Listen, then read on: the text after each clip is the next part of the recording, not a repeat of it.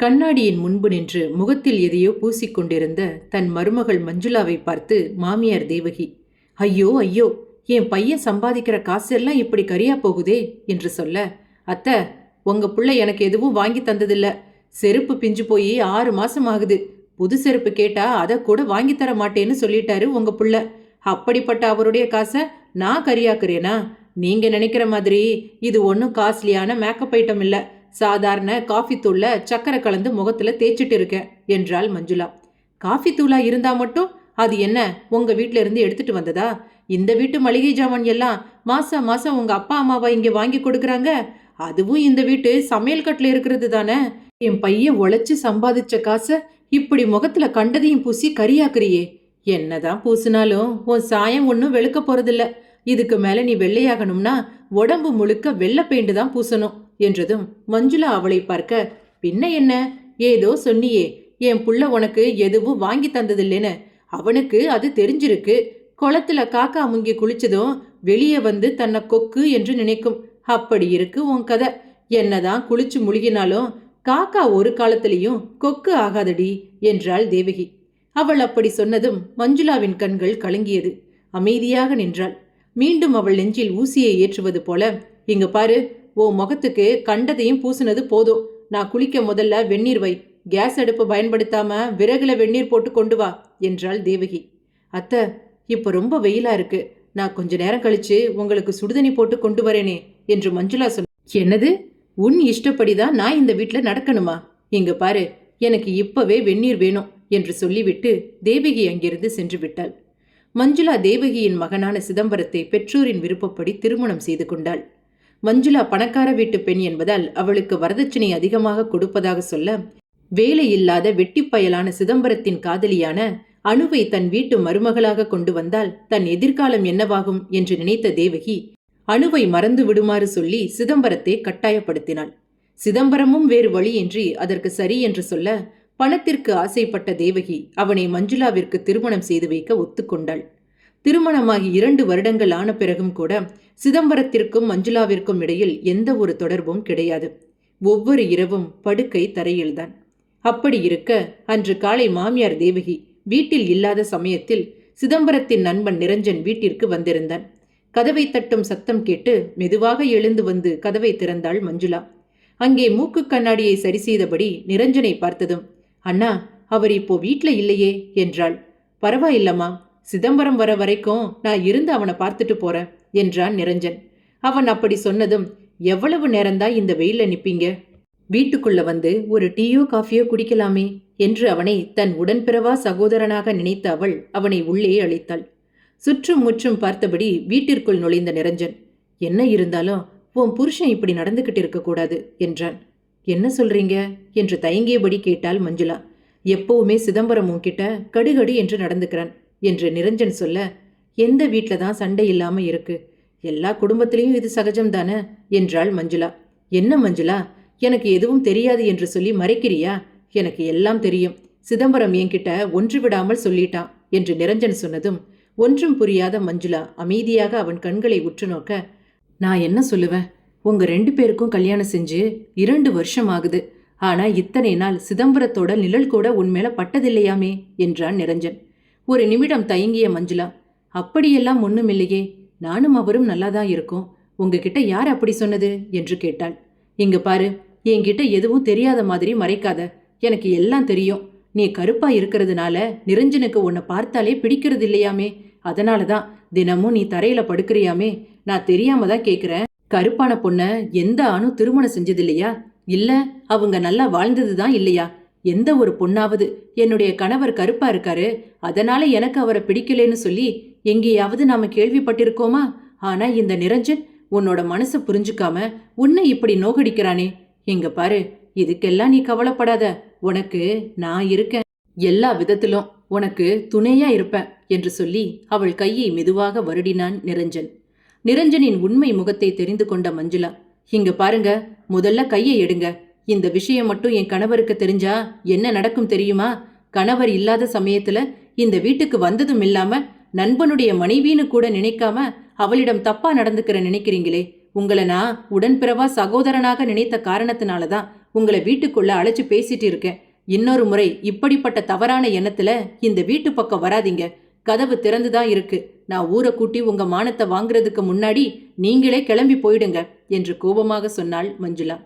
நிரஞ்சன் வேறு வழி இல்லாமல் அங்கிருந்து சென்று விட்டான். இரவு நேரம் வந்தது.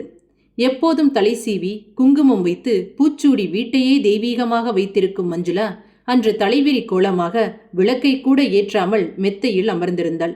வீட்டிற்கு வந்த சிதம்பரம் விளக்கை ஏற்றியதும் மெத்தையில் அமர்ந்திருந்த மஞ்சுளாவை பார்த்து, ஏண்டி, உன்னுடைய முகத்தை நல்ல நாளிலேயே பார்க்க முடியாது, இதுல இப்படி தலைவிரி கோலமா பைத்தியக்காரி மாதிரி உட்கார்ந்திருக்க என்று சொல்லிவிட்டு உறங்கச் சென்றான். பொழுது விடிந்தது. தன் போர்வையை உதறி தள்ளிவிட்டு கை கால்களை அசைத்தபடி மெதுவாக எழுந்த சிதம்பரம் தன் அருகில் அமர்ந்திருந்த மஞ்சுளாவை பார்த்து ஒரு நிமிடம் அதிர்ந்து போனான். ஏண்டி, உனக்கு என்ன பைத்தியமா பிடிச்சிருக்கு? இரவு முழுக்க நீ தூங்கவே இல்லையா? உனக்கு என்ன ஆச்சு என்று கேட்டான். நான் பதில் சொன்னா மட்டும் இந்த வீட்ல யாரு கேட்க போறா என்றாள் மஞ்சுளா. அவளின் பேச்சு சற்று வித்தியாசமாக இருந்தது. பேச்சில் ஒரு துணிவும் குரலில் ஒரு அழுத்தமும் இருந்தது. அது சிதம்பரத்திற்கு சந்தேகத்தை வரவழைத்தது. என்ன பேச்சு ரொம்ப வித்தியாசமா இருக்கு, குரல் எல்லாம் ஒசத்தி பேசுற என்றான் சிதம்பரம். பின்ன என்ன பேச சொல்றீங்க? இன்னைக்கு காலையில வீட்ல யாரும் இல்லாத சமயமா பார்த்து உங்க நண்பர் நிரஞ்சன் வந்திருந்தாரு. அவர் என்கிட்ட தப்பா நடந்துக்க முயற்சி செஞ்சாரு என்று மஞ்சுளா சொன்னதும், என்னது, நிரஞ்சன் உன்கிட்ட தப்பா நடந்துக்கிற முயற்சி செஞ்சானா என்று சிதம்பரம் கேட்க, புருஷன் பொண்டாட்டிக்கு இடையில நடக்கிற தாம்பத்திய வாழ்க்கைய இந்த 4 சுவற்றுக்குள்ள பேசி சரி பண்றவங்க தான் நல்ல கணவன் மனைவி. ஆனா நீங்க காலையில பிரஷ்ல பேஸ்ட் வைக்கிறதுல இருந்து இரவு படுக்கிறத வரைக்கும் ஒன்று விடாம உங்க நண்பர்கிட்ட சொல்லி சிரிச்சு பேசுறவர் தானே நீங்க. கணவன் மனைவிக்கு இடையில எந்த ஒரு தொடர்பும் இல்லைன்னு தெரிஞ்ச பிறகு எந்த நண்பனுக்கு தான் அவன் மனைவி கிட்ட அட்வான்டேஜ் எடுத்துக்கிற எண்ணம் வராது என்று மஞ்சுளா சொன்னதும் ஒரு நிமிடம் சிதம்பரம் வானமும் பூமியும் அதிரும்படி சிரித்தான். அதை பார்த்த மஞ்சுளா ஒன்றும் புரியாமல் திகைத்து நின்றாள். ஏண்டி, அந்த நிரஞ்சன் உன்கிட்ட தப்பா நடந்துக்க முயற்சி செஞ்சானா? இது எல்லாம் நம்புற மாதிரியா இருக்கு? அவனுடைய மனைவிய நீ முன்ன பின்ன பார்த்திருக்கியா? தேவலோக ரம்பை மாதிரி சுண்டி விட்டா ரத்தம் தெறிக்கும், அப்படி ஒரு அழகு. எந்த ஒரு ஆணும் அவளை பார்த்தா அவ முகத்துல இருந்து கண்ணை எடுக்க மாட்டான். வச்ச கண் வாங்காம ஒரு 5 நிமிஷமாவது அந்த பொண்ணையே பார்த்துட்டு இருப்பான். அப்படிப்பட்ட பொண்ணுதான் நிரஞ்சனோட மனைவி. இவ்வளவு அழகான மனைவி இருக்கும்போது கருங்குரங்கு மாதிரி இருக்கிற ஒன்ன தேடி அவன் வருவானா என்று சிதம்பரம் சொன்னான். சிதம்பரத்தின் பேச்சு மஞ்சுளாவிற்கு கோபத்தை வரவழைத்தது. உடனே, ஏன் சொல்ல மாட்டீங்க? என்ன பிடிக்கலனா பிறகு எதுக்கு என்ன கல்யாணம் செஞ்சுக்கணும்? உங்களுக்கு வேலை இல்லை, உங்களை கல்யாணம் செஞ்சுக்க யாரும் முன் வரல, அதனால போனா போகுதுன்னு எனக்கு நீங்க வாழ்க்கைய பிச்சையா போட்டிருக்கீங்களா என்று சொல்லி அவனை உற்று நோக்கிய அவள், நீங்க உங்க நண்பர்கிட்ட மட்டும் இந்த விஷயத்த சொல்லல, பின்ன என்ன சொல்ல வர என்று சிதம்பரம் கேட்க, தினம் என்னை பார்க்க பிடிக்காம வப்பாட்டி வீட்டுக்கு போயிட்டு வரீங்களே, அவகிட்டையும் சேர்த்து தானே என்னை பத்தி சொல்லியிருக்கீங்க என்று கேட்டாள்.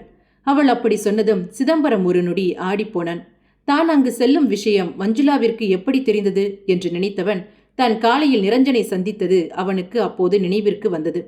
தான் அவனிடம் பேசியது எப்படி மஞ்சுளாவிற்கு தெரியும் என்று சந்தேகித்தவன் கோபத்தில் தனது வீட்டில் இருந்த இருசக்கர வாகனத்தை எடுத்துக்கொண்டு நிரஞ்சனின் வீட்டை சென்றடைந்தான்.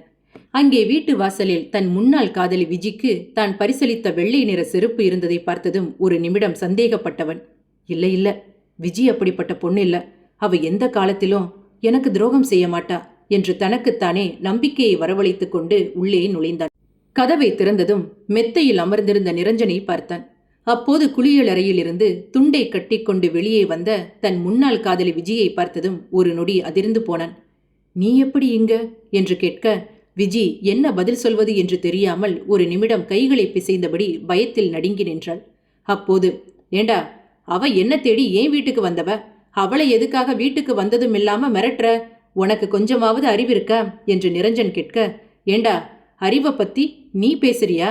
நண்பனுடைய மனைவின்னு கூட பார்க்காம அவகிட்ட தப்பா நடந்துக்க முயற்சி செஞ்சிருக்க, நீ எல்லாம் ஒரு நண்பனா என்று கோபத்தில் கேட்டான் சிதம்பரம். அதை கவனித்த விஜி, எதுக்காக இப்போ நிரஞ்சனை திட்டுற? நீதான் உன் மனைவி கூட சரியா குடும்பம் நடத்தல. அப்படி இருக்கும்போது அவன் உன் மனைவி கிட்ட தப்பா நடந்தா என்ன? அவன் உன் மனைவியை தேடி போனா உனக்கென்ன? உனக்கு தான் அவளை பிடிக்காதே, பின்ன அதுல உனக்கென்ன பிரச்சனை என்று கேட்டாள். ஏண்டி, நான் உன்னை எவ்வளவு நம்பி இருந்தேன் தெரியுமா? உனக்காக நான் எவ்வளவு செலவு செஞ்சிருப்பேன் தெரியுமா? அதையெல்லாம் கொஞ்சம் கூட மதிக்காம இப்படி இவன் கூப்பிட்டதும் அவன் பின்னாடி வந்துட்டியே, நீ எல்லாம் ஒரு பொண்ணா என்று கோபத்தில் கத்தினான் சிதம்பரம். அதற்கு விஜி அமைதியாக, இங்க பாரு, எனக்கு நிறைய தேவை இருக்கு. என் தேவையை நிறைவேற்றிக் கொள்ள இது போன்ற ஆட்கள் எனக்கு தேவைதான். ஆனா என்னை இப்படி நிக்க வச்சு கேள்வி கேட்கிறியே, நீ என்ன பெரிய உத்தமனா? கட்டுன மனைவிய துளி கூட மதிக்காம அவ பணம் மட்டும் வேணும், ஆனா அவ வேணாம்னு அவளை உதறி தள்ளிட்டு ஏன் பின்னாடி வந்தவன் தானே நீ? நாளைக்கு இன்னொரு பணக்காரி உன்னை தேடி வந்தா என்னையும் உதறி தள்ளிட்டு போக மாட்டேன்னு என்ன நிச்சயம் இருக்கு? கட்டுன மனைவிய நல்லபடியா பார்த்துக்க தெரியாது நீ நாளைக்கு என்ன எப்படி பார்த்துக்க போற என்று கேட்டாள் விஜி.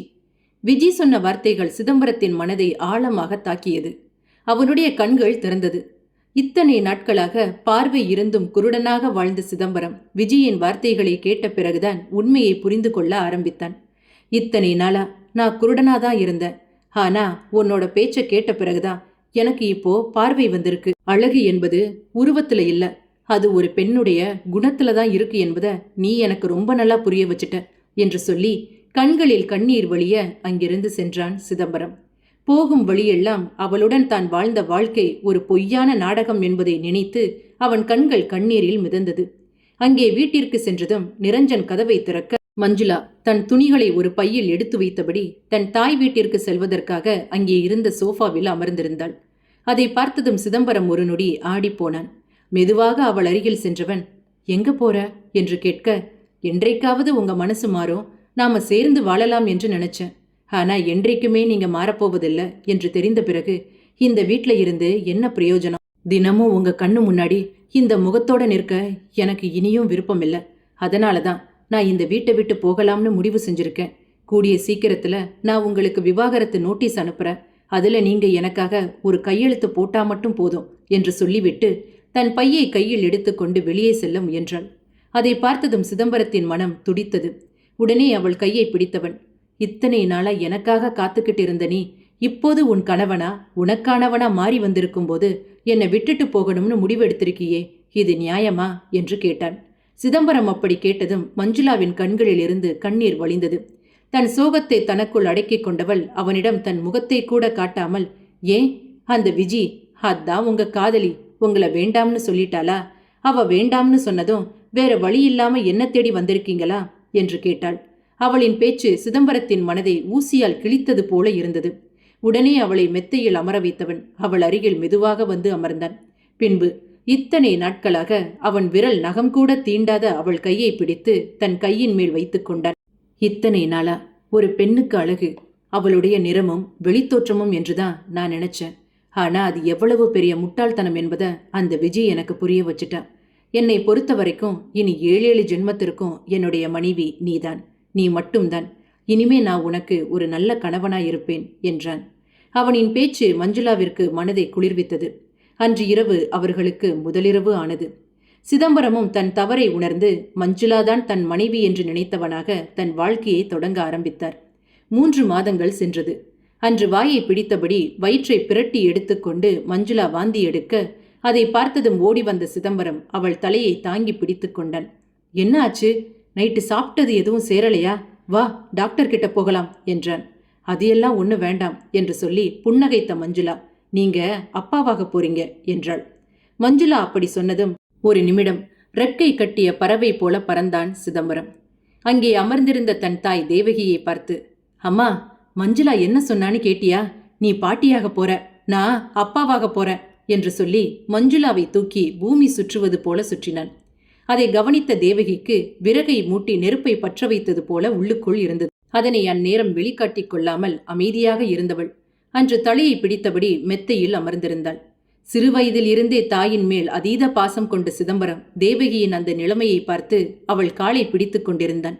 அப்போது, அம்மா, உனக்கு இப்போ அடிக்கடி உடம்பு சரியில்லாமல் போகுது. நாளைக்கு உன்னை ஹாஸ்பிட்டல் அழைச்சிட்டு போறேன், நீ காலையிலேயே ரெடியாயிரு என்று சொன்னான். அது எல்லாம் ஒண்ணு வேணாப்பா, நான் நல்லாதான் இருக்கேன். இந்த கால்வலி என்ன எனக்கு புதுசா? எப்பவும் வர்றது தானே, தைலத்தை தேய்ச்சிட்டு தூங்குனா சரியா போயிடும் என்றாள் தேவகி. ஆனால் சிதம்பரம், என்னம்மா நீ இவ்வளவு அலட்சியமா சொல்ற? இன்னும் 10 மாசத்துல ஒரு பேரனோ பேத்தியோ இந்த வீட்டுக்கு வந்துரும். அவங்க கூட ஓடி ஆடி விளையாட நீ திடகாத்தியமா இருக்கணுமா இல்லையா? அதற்காவது நீ உன் உடம்ப நல்லா பார்த்துக்கணும் தானே என்று சொன்னான். அவன் அப்படி சொன்னதும் தேவகி, இங்க பாரு சிதம்பரம், நமக்கு இந்த குழந்தை வேண்டாம். நீ மஞ்சுளா கிட்ட சொல்லி இந்த குழந்தைய என்றாள். தேவகியின் பேச்சு சிதம்பரத்திற்கு அதிர்ச்சியாக இருந்தது. என்ன பேசுவது என்று தெரியாமல் அவள் கண்களை உற்று நோக்கியபடி இருந்தான். அப்போது தேவகி, போன வாரம் அணுக்கிட்ட ஃபோன் பேசியிருந்த. அவளுக்கு இப்பவும் உன் மேல காதல் இருக்கு. உன்னை கல்யாணம் செஞ்சுக்க தயாரா இருக்கா. இன்று வரைக்கும் அவ யாரையும் உனக்காக கல்யாணம் செஞ்சுக்கல தெரியுமா என்று சொன்னதும் சிதம்பரம் அவளை உற்று நோக்க, உனக்கு அப்போ வேலை இல்ல, உனக்கு யாரு பொண்ணு தருவா என்ற எண்ணத்துலதான் பணத்திற்காக ஆசைப்பட்டு இந்த மஞ்சுளாவை நான் உனக்கு கல்யாணம் செஞ்சு வச்சேன். ஆனா அவ உனக்கு பொருத்தமானவளா? இல்லையே. பின்ன எதுக்காக அவளை நீ மனைவியா ஏத்துக்கணும்? அவளை இந்த வீட்டை விட்டு வெளியே அனுப்பிரு. அணுவை நம்ம வீட்டுக்கு வர சொல்லி இருக்க. நீ அவளையே திருமணம் செஞ்சுக்கோ என்றாள் தேவகி. அவளின் பேச்சு சிதம்பரத்திற்கு கோபத்தை வரவழைத்தது. உடனே தன் மடியில் இருந்த காலை கீழே தூக்கி போட்டான். இங்க பாருமா, நான் கல்யாணமானவன். மஞ்சுளா இப்போ கர்ப்பமா இருக்கா. இந்த நேரத்துல நீ பேச வேண்டிய பேச்சா இது? எனக்கு மனைவி என்று ஒருத்தி இருந்தா அது மஞ்சுளா மட்டும்தான் என்றான் சிதம்பரம். இங்க பாருடா, மஞ்சுளா மாதிரியே உனக்கு பிறக்க போற குழந்தையும் கருப்பா அழகில்லாம பிறந்துட்டா என்றாள் தேவகி. மீண்டும் கோபமான சிதம்பரம், இங்க பாருமா, என் குழந்தை எப்படி இருந்தா உனக்கென்ன? அதை வளர்க்க போறது நான் தான், நீ இல்லையே. பின்ன எதுக்காக நீ இவ்வளவு வேதனைப்படுற என்று சொல்லிவிட்டு வெளியே வந்தான். அங்கே கையில் தேநீர் கோப்பையுடன் கண்களில் கண்ணீர் வழிய நின்று கொண்டிருந்த மஞ்சுளாவை பார்த்ததும் சிதம்பரம் ஒரு நொடி கலங்கி போனான். அவள் கண்களில் இருந்த கண்ணீரை பார்த்ததும் அவனுக்கு என்ன சொல்வது என்று ஒன்றும் தெரியவில்லை. மெதுவாக அவள் அருகில் சென்றவன், மஞ்சுளா, நீ எதையும் நினைச்சு கவலைப்படாத. அம்மாவின் குணம் உனக்கு தெரிஞ்சது தானே. உனக்கும் நம்ம குழந்தைக்கும் நான் இருக்கேன். யாரு என்ன சொன்னாலும் இனிமே உன்னை எந்த சூழ்நிலையிலும் தனியா விட்டுட்டு போக மாட்டேன் என்றான் சிதம்பரம். மஞ்சுளா எதுவும் பேசாமல் கண்களில் வழிந்த கண்ணீரை துடைத்துக் கொண்டாள். அவளுக்கு சிதம்பரத்தின் வார்த்தைகள் ஒரு நம்பிக்கையை கொடுத்தது. தன் மகன் தன்னுடைய பேச்சை கேட்காமல் மஞ்சுளாவின் பக்கம் நிற்பதை பார்த்த தேவகிக்கு கோபம் அதிகமானது. என் புள்ள என்ன விட்டுட்டு அந்த மஞ்சுளாவுக்காக பேசுற அளவுக்கு வந்துட்டானா என்று மனதிற்குள் நினைத்தவள். என்னடி, நானும் என் புள்ளையும் பேசுறத மறைஞ்சு நின்னு ஒட்டு கேக்குறியா? இங்க பாரு, நீ வேணா அவனை பேசி மயக்கி இருக்கலாம். ஆனா என்கிட்ட உன் மாயாஜாலம் எல்லாம் பழிக்காது. எனக்கு நீயும் வேண்டாம், உன் வயிற்றுல வளர குழந்தையும் வேண்டாம் என்று சொல்லிவிட்டு அங்கிருந்து கோபமாக சென்று விட்டாள். அடுத்த நாள் காலையில் தேவகி அணுவை வீட்டிற்கு வரவழைத்திருந்தாள். கதவு திறந்ததும் அணுவை பார்த்த தேவகி, அணு, எப்படி இருக்க? உன்னை பார்த்து எவ்வளவு நாளாச்சு, இன்னும் அப்படியே இருக்கியே என்றாள். அதற்கு அணு, பணத்துக்காக மாறுற ஜாதி நான் இல்லையே என்றாள். அவள் அப்படி சொன்னதும், இங்க பாரு, நீ பழச நினைச்சிட்டு இருக்காத. எல்லாத்தையும் மறந்துட்டு இந்த வீட்டு மருமகளா வலது கால் எடுத்து வச்சு உள்ளவா என்றாள் தேவகி. அணு தான் கொண்டு வந்த பெட்டியை எடுக்க சென்றபோது, நீ எதுக்காக இந்த பெட்டியெல்லாம் தூக்கணும்? அதான் இந்த வீட்டு வேலைக்காரி மஞ்சுளா இருக்காளே, அவளை வர சொல்றேன். அவ வந்து இந்த பெட்டியை எடுத்து கொண்டு போய் உள்ள வப்பா என்றாள் தேவகி. அங்கே சத்தம் கேட்டு வெளியே வந்த மஞ்சுளா முதலில் அணுவை பார்த்து ஒரு சிறு புன்னகை புரிந்தாள். ஆனால் அப்போது அவளுக்கு தெரியாது அணு தன் வாழ்க்கையில் பங்கு போட்டுக்கொள்ள வந்தவள் என்று. அது தெரியாத மஞ்சுளா தன் மாமியாரின் அதட்டலுக்கு பயந்து அணுவின் பெட்டியை எடுத்துக்கொண்டு உள்ளே சென்றாள். அங்கே சமையலறையில் தோசை கருகும் வாசனை வந்தது. உடனே சமையலறைக்குள் ஓடோடி சென்ற தேவகி, உனக்காக ஆசையா என் கையினால தோசை போட்டு கொடுக்கணும்னு நினைச்சேன். பாரு, இப்படி கருகி போச்சு என்று சொல்லிக் கொண்டிருந்தாள். அப்போது கருகிய வாடை வந்ததும் சமையலறைக்குள் ஓடி வந்த மஞ்சுளாவை பார்த்து, அணு, தோசை இப்போ உங்க மருமக மஞ்சுளா மாதிரியே இருக்குல்ல என்று சொல்லி சிரித்தாள். தேவகியும் அணுவும் ஒருவரை ஒருவர் பார்த்து மஞ்சுளாவை கேலி செய்து சிரித்தனர். அப்போது தேவகி கல்லில் இருந்த தோசையை கரண்டியால் தேய்த்து பீத்து கொண்டிருந்தாள். அங்கே தேவகி குத்தி கிழித்தது தோசையை மட்டுமல்ல, மஞ்சுளாவின் இதயத்தையும் தான். பிறகு தேவகியும் அணுவும் சேர்ந்து மருமகள் மஞ்சுளாவை எப்படி வீட்டை விட்டு அனுப்புவது என்று திட்டம் தீட்டத் தொடங்கினர். அவளுக்கு இடைவிடாம வேலை கொடுத்து கஷ்டப்படுத்தினா போதும், இனிமே இந்த வீட்டில் இருக்க முடியாதுன்னு சொல்லிட்டு அவளே இந்த வீட்டை விட்டு வெளியே போயிடுவா என்று நினைத்தனர். பொதுவாக எந்த ஒரு மாமியாரும் தன் மருமகளை பழிவாங்க முடிவு செய்துவிட்டால் எடுக்கும் முதல் ஆயுதம் இதுதான் என்பது போல தேவகியும் அதற்கு சம்மதித்தாள். சிறிது நேரத்தில் சிதம்பரம் சாப்பிடுவதற்காக தரையில் வந்து அமர்ந்தான். அப்போது அங்கே வந்த அணு சிதம்பரத்தை மேலும் கீழும் உற்று பார்த்தாள். அதை கவனித்த தேவகி, இவ்வளவு நேரம் என்ன செஞ்ச என்று கேட்க, குளிச்சுட்டு இருந்த, அதான் இவ்வளவு நேரம். எவ்வளவு நேரம் ஆனாலும் சிதம்பரம் எனக்காக காத்துட்டு இருப்பார் என்று எனக்கு தெரியும் என்றாள் அணு. அவள் பேச்சை கேட்டு கோபமான சிதம்பரம், அம்மா மஞ்சுளா எங்க என்று கேட்க, அவளா? அவ கிச்சன்ல வேலை செஞ்சுட்டு இருக்காடா என்றாள் தேவகி. உடனே தன் தட்டை எடுத்துக்கொண்டு சிதம்பரம் சமையலறைக்குள் நுழைந்தான். அதை பார்த்ததும் தேவகிக்கு எரிச்சல் மூண்டது. சமையலறைக்குள் சென்ற சிதம்பரம் அங்கே வேலை செய்து கொண்டிருந்த கர்ப்பிணி பெண்ணான மஞ்சுளாவை பார்த்தான். அவள் முகத்தில் சோர்வு தெரிந்தது. காலையில் இருந்து இடைவிடாமல் வேலை செய்ததால் அவளால் சரியாக நிற்கக்கூட முடியவில்லை. அதை பார்த்ததும் சிதம்பரத்தின் மனம் வலித்தது. மஞ்சுளா என்று மெதுவாக அழைத்தான். அவன் குரலை கேட்டதும் திரும்பி பார்த்த மஞ்சுளா, என்னங்க நீங்க என்ன இங்க என்று கேட்க, நீ ஏன் இவ்வளவு வேலை செய்யற? உனக்கு உடம்பு இப்போ இருக்கிற நிலைமையில இது எல்லாம் செய்யணுமா? நீ கொஞ்ச நேரம் ஓய்வு எடுக்கலாமே என்றான் சிதம்பரம். அதற்கு மஞ்சுளா, பரவாயில்லைங்க, வீட்டில் இருக்கிற வேலை தானே, இது எல்லாம் செய்யாம எப்படி இருக்க முடியும் என்றாள். அவள் அப்படி சொன்னாலும் அவள் கண்களில் இருந்த வேதனையை சிதம்பரம் புரிந்து கொண்டான். அப்போது அங்கு வந்த தேவகி, என்னடா இப்ப எல்லா வேலையும் அவளுக்காக நீயே செய்ய போறியா? இந்த வீட்டில் இருக்கிறவங்க எல்லாரும் வேலை செய்யணுமா? உன் பொண்டாட்டிக்கு கர்ப்பமா இருக்கிறதால வேலை செய்யக்கூடாதுன்னு எந்த சட்டமும் இல்லை. நானும் உன்னை பெத்தவதான் என்றாள். தேவகியின் பேச்சு சிதம்பரத்திற்கு கோபத்தை ஏற்படுத்தியது. அம்மா, வேலை செய்யக்கூடாதுன்னு நான் சொல்லல. ஆனா அவளோட நிலைமையை புரிஞ்சுக்கணுமா இல்லையா? அவள் என் மனைவி மட்டும் இல்ல, என் குழந்தையை சுமந்துட்டு இருக்கிற ஒரு கர்ப்பிணி பெண் என்றான் சிதம்பரம். அதை கேட்ட தேவகி அமைதியாக இருந்தாலும் உள்ளுக்குள் கோபத்தில் கொதித்து கொண்டிருந்தாள். அன்று இரவு மஞ்சுளா ஆழ்ந்த தூக்கத்தில் இருந்தாள். அவள் அருகில் அமர்ந்திருந்த சிதம்பரம் அவளை அமைதியாக பார்த்து கொண்டிருந்தான். தூக்கத்திலும் மஞ்சுளா தன் ஒரு கையை வயிற்றின் மேல் வைத்திருந்தாள். அதை பார்த்த சிதம்பரத்தின் கண்களில் கண்ணீர் வந்தது. இத்தனை நாளா உன்னை புரிஞ்சுக்காம இருந்ததுக்கு என்னை மன்னிச்சிடு மஞ்சுளா என்று மனதிற்குள் சொல்லிக் கொண்டான். அவளின் மீது தான் காட்டிய அலட்சியமும் அவளை புரிந்து கொள்ளாமல் செய்த தவறுகளும் அவன் மனதை காயப்படுத்தின. ஆனால் மறுபக்கம் தேவகியும் அனுவும் சேர்ந்து மஞ்சுளாவை இந்த வீட்டை விட்டு வெளியேற்றுவதற்கான அடுத்த கட்ட திட்டத்தை தீட்டிக் கொண்டிருந்தனர். அவர்களின் சதித்திட்டம் எதுவும் தெரியாமல் மஞ்சுளா தன் வயிற்றில் வளரும் குழந்தையின் கனவுகளோடு நிம்மதியாக அப்போது உறங்கிக் கொண்டிருந்தாள். பொழுது விடிந்ததும் தேவகி அனுவை தனியாக அழைத்து கொண்டு வெளியே சென்றாள். வெளியே சென்றதும் அனுவிடம் தேவகி பேச ஆரம்பித்தாள்.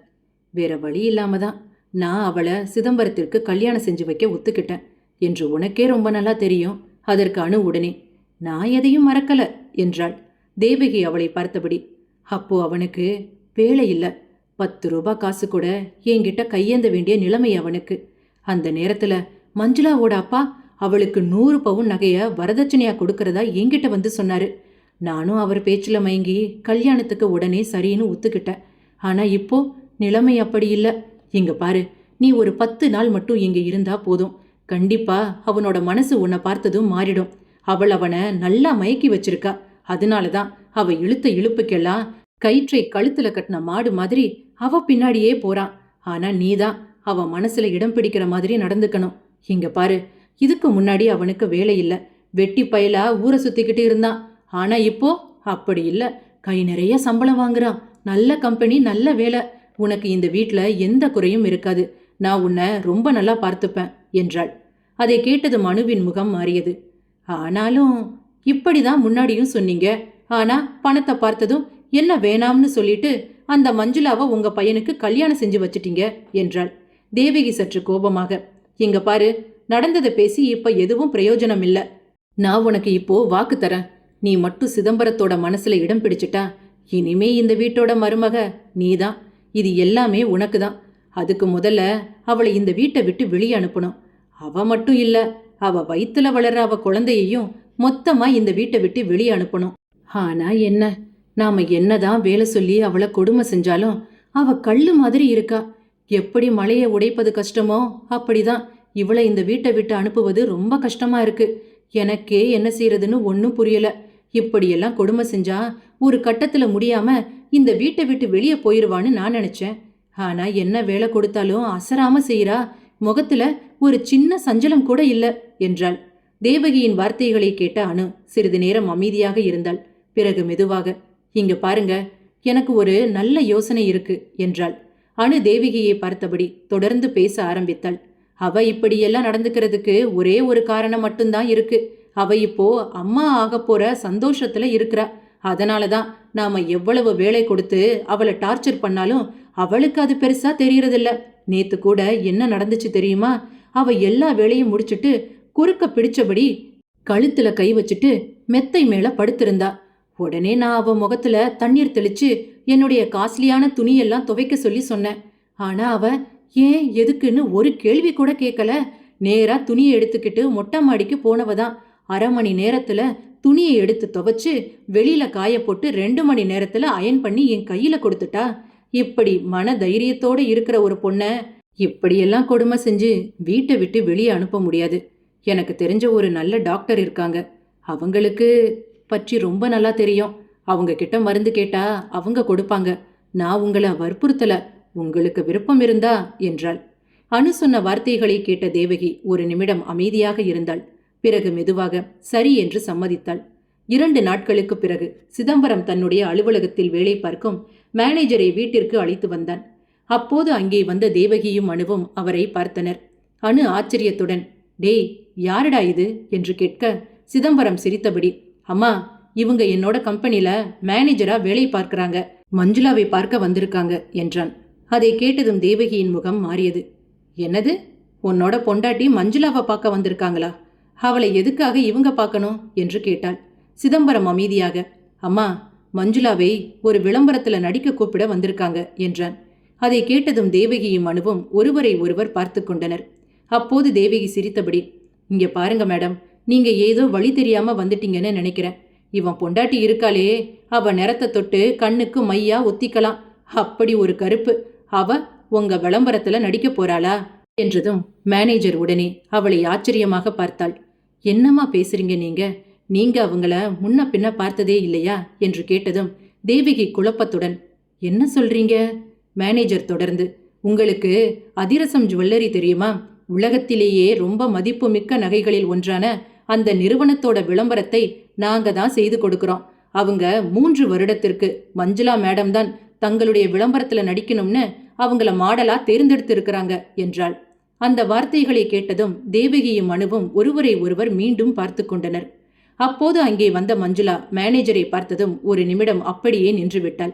அவள் முகத்தில் ஆச்சரியமும் குழப்பமும் கலந்திருந்தது. அதை கவனித்த மேனேஜர் உடனே, மேடம், என்னை மன்னிச்சிருங்க. நீங்க அன்னைக்கு எங்க ஆபீஸுக்கு வந்தபோது நான் உங்க நிறத்தை காரணம் காட்டி உங்ககிட்ட தவறா நடந்துக்கிட்டேன்.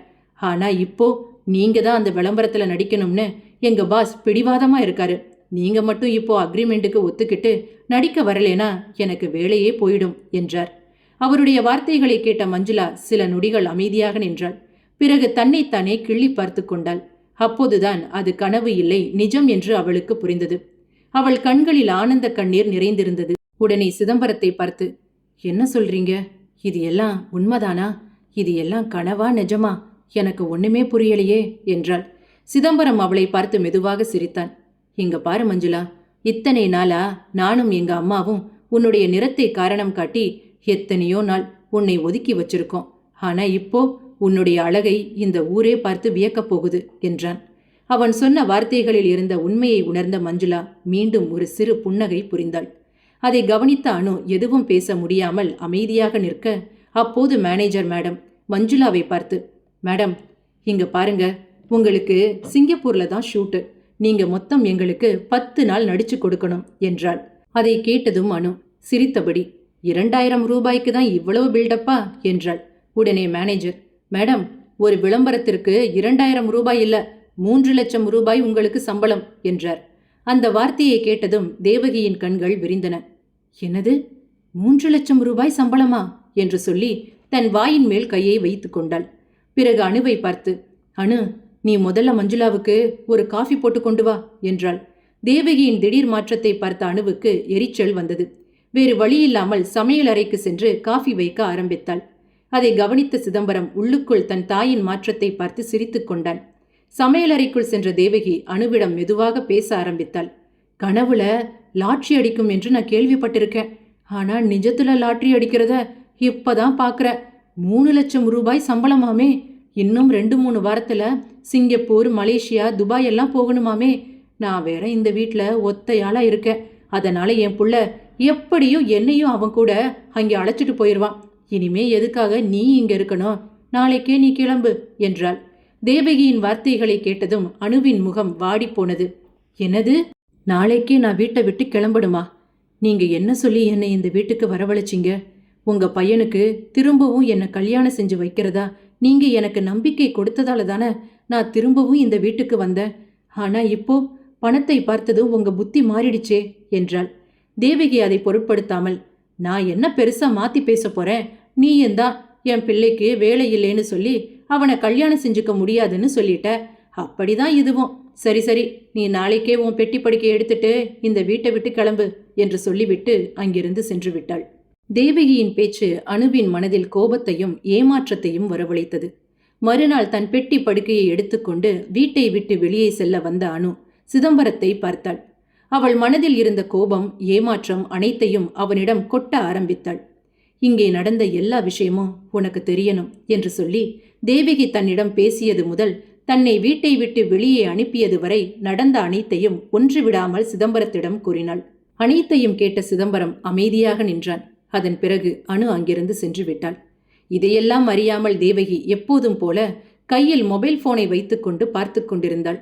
அப்போது அங்கே வந்த சிதம்பரம், அம்மா, என்னோட பாஸ்போர்ட் எங்க இருக்கு என்று கேட்க தேவகி தன் கைபேசியை பார்த்து கொண்டே, என்னோட கபோர்ட்ல தான்ப்பா இருக்கு, போய் எடுத்துக்கோ என்றாள். உடனே சிதம்பரம், சாவி என்று கேட்டதும் தேவகி அலட்சியமாக, அந்த புடவைக்கு கீழே பாரு என்று சொல்லிவிட்டு மீண்டும் தன் கைபேசியை பார்க்க தொடங்கினாள். சிதம்பரம் கதவை திறந்து பாஸ்போர்ட்டை எடுக்க சென்றான். அப்போது அங்கே சேலையின் கீழே இருந்த ஒரு மருந்து அவன் கண்களில் பட்டது. அதை பார்த்ததும் ஒரு நிமிடம் அவன் அதிர்ச்சியில் உறைந்து போனான். அவன் கையில் இருந்த அந்த மருந்தை பார்த்தவுடன் அவனுக்கு எல்லாம் புரிய ஆரம்பித்தது. ஆனால் உடனே தன் தாயிடம் எதுவும் கேட்காமல் அமைதியாக இருந்தான். சிறிது நேரம் கழித்து அவனும் மஞ்சுளாவும் தங்களுடைய உடைமைகளை 2 பெட்டிகளில் எடுத்துக்கொண்டு வீட்டை விட்டு செல்ல தயாராகினர். அப்போது அடுப்பில் வெந்நீர் வைத்துக் கொண்டிருந்த தேவகி அவர்களை பார்த்து அதிர்ச்சி அடைந்தாள். என்னப்பா, 2 பேரும் எங்கே கிளம்பிட்டீங்க? ஏதாவது தேவைனா பக்கத்துல இருக்கிற அண்ணாச்சி கடையில வாங்கிக்கலாமே. எதுக்காக இப்போ அவளை அழைச்சிட்டு வெளியே போற? அதுவும் கையில எதுக்கு பேகை எடுத்துட்டு? இன்னும் எனக்கு பாஸ்போர்ட் வேற வரல. இன்னும் 3 வாரத்துல நாம மலேசியா வேற போகணுமே. சீக்கிரத்துல டிக்கெட் போட்டாதானே எல்லாரும் சேர்ந்து அந்த ஊருக்கு போக முடியும் என்றாள். அதற்கு சிதம்பரம் அமைதியாக, அம்மா, மலேசியாவுக்கு நாம 3 பேரா போகல. என்னப்பா சொல்ற என்று தேவகி குழப்பத்துடன் கேட்க, நாங்க மட்டும்தான் மலேசியாவுக்கு போறோம் என்றதும், அப்படின்னா நான் இந்த வீட்டில் வயசான காலத்துல தனியா இருக்கணுமா என்றாள் தேவகி. அப்போது சிதம்பரம் தன் கையில் வைத்திருந்த அந்த மருந்தை எடுத்து தேவகியிடம் நீட்டினான். அதை பார்த்ததும் தேவகியின் முகம் மாறியது. அவளுக்கு என்ன சொல்வது என்று தெரியாமல் அமைதியாக நின்றாள். அந்த மாத்திரையை பார்த்ததும் தேவகி ஒரு நிமிடம் என்ன சொல்வது என்று தெரியாமல் முழிப்பிதுங்கி நின்று கொண்டிருக்க, அப்போது சிதம்பரம் அவளை பார்த்து, இது என்ன மாத்திரைன்னு எனக்கு ரொம்ப நல்லா தெரியும் என்றான். அவனுடைய குரலில் இருந்த வலி தேவகியை அமைதியாக்கியது. உங்க பேச்சை கேட்டு இத்தனை நாளா நிறத்த காரணம் காட்டி இவளை நான் எத்தனையோ நாள் ஒதுக்கி வச்சிருக்கேன். ஆனா அதுக்காக என்னுடைய குழந்தையை நீங்க ஒதுக்கி வைக்கிற அளவுக்கு முடிவு பண்ணிட்டீங்களா? உங்களுக்கு மஞ்சுளா தான் பிடிக்காது. ஆனா இப்போ அவ வயிற்றுல வளர என்னுடைய குழந்தையும் உங்களுக்கு பிடிக்காதுன்னு தெரிஞ்ச பிறகு எப்படி தைரியமா என்னுடைய மனைவியை இந்த வீட்டில் விட்டுட்டு என்னால வெளியே போக முடியும் என்றான். தேவகி அவனை பார்த்தபடி அமைதியாக நின்றாள். சிதம்பரம் தொடர்ந்து, இவ்வளவு நடந்த பிறகும் நாங்க இந்த வீட்டில் இருக்கணுமா? கருப்போ சிகப்போ அது என்னுடைய குழந்தை. அதை வளர்க்க வேண்டியது என்னுடைய பொறுப்பு. இனிமே உங்களுக்கு பிடிக்கலேன்னு சொல்லி என்னுடைய மனைவியையும் குழந்தையையும் என்னால் ஒதுக்கி வைக்க முடியாது. இதற்கு மேலும் இந்த வீட்டில் இருந்தா அது எங்களுக்கு தான் ஆபத்து. அதனால தான் நான் என் மனைவியை அழைச்சிட்டு சிங்கப்பூர் போறேன். திரும்பி வருவேனா இல்லையா என்று கேட்டா எனக்கே தெரியாது என்றான். அவ்வாறு சொல்லிவிட்டு சிதம்பரம் தன் மனைவி மஞ்சுளாவின் கையை பிடித்து கொண்டு அங்கிருந்து சென்று விட்டான். சிதம்பரத்தின் வார்த்தைகள் தேவகியின் மனதை சுக்கு நூறாக கிழித்தது. இத்தனை நாட்களாக நிறத்தை காரணம் காட்டி தன் மருமகளின் அருமையை புரிந்து கொள்ளாமல் அவளை கொடுமை செய்தது எவ்வளவு பெரிய முட்டாள்தனம் என்பதை அப்போதுதான் தேவகி உணர்ந்து கொண்டாள்.